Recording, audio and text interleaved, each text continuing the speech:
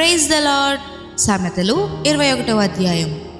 యెహోవా చేతిలో రాజు హృదయము నీటి కాలువల వలెనున్నది. ఆయన తన చిత్తవృత్తి చెప్పున దాని త్రిప్పును. ఒకడు తనకేర్పరచుకొనిన మార్గము ఎట్టుదైనను తన దృష్టికది న్యాయముగానే అగబడును. యెహోవాయే హృదయములను పరిశీలన చేయువాడు. నీతి న్యాయములను అనుసరించి నడుచుకొనుట బలిలర్పించుట కంటే యెహోవాకు ఇష్టము. అహంకార దృష్టియు గర్వ హృదయమును భక్తిహీనుల క్షేమమును పాపయుక్తములు. శ్రద్ధగల వారి యోచనలు లాభకరములు. తాలిమి లేక పనిచేయు వానికి నష్టమే ప్రాప్తించును. అబద్ధములాడి ధనము సంపాదించుకొనుట ఊపిరితో సాటి. దానిని కోరువారు మరణమును కోరుకొందురు. భక్తిహీనులు న్యాయము చేయనొల్లరు. వారు చేయు బలాత్కారము వారిని కొట్టుకొని పోవును. దోషభరితుని మార్గము మిక్కిలి వంకర మార్గము. పవిత్రుల కార్యము యథార్థము.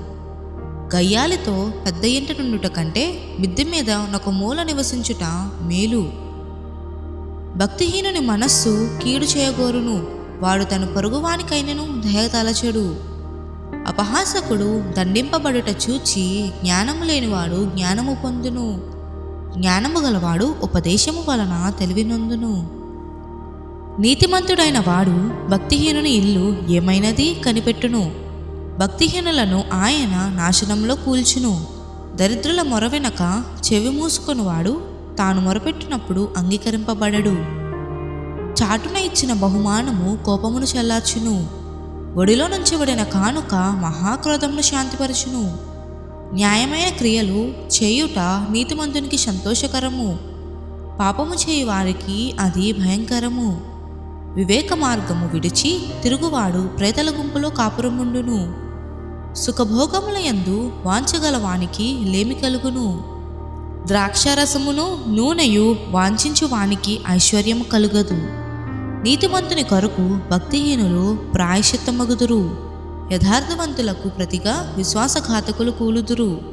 ప్రాణము విసిగించు జగడగొండి దానితో కాపురము చేయుట కంటే అరణ్య భూమిలో నివసించుట మేలు.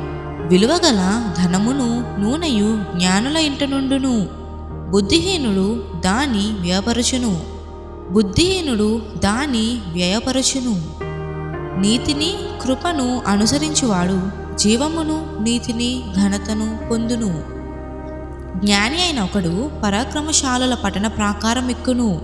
అట్టివాడు దానికి ఆశ్రయమైన కోటను పడగొట్టును. నోటిని నాలుకను భద్రము చేసుకొనువాడు శ్రమల నుండి తన ప్రాణమును కాపాడుకొనును. అహంకారి అయిన గర్విష్ఠునికి అపహాసకుడని పేరు. అట్టివాడు అమిత గర్వముతో ప్రవర్తించును. సోమరి వాని చేతులు పనిచేయనొల్లవు. వాని ఇచ్ఛ వాని చంపును. దినమల్లా ఆశలు పుట్టుచుండును. నీతిమంతుడు వెనుక తీయక ఇచ్చుచుండును. భక్తిహీనులు అర్పించు బలులు హేయములు.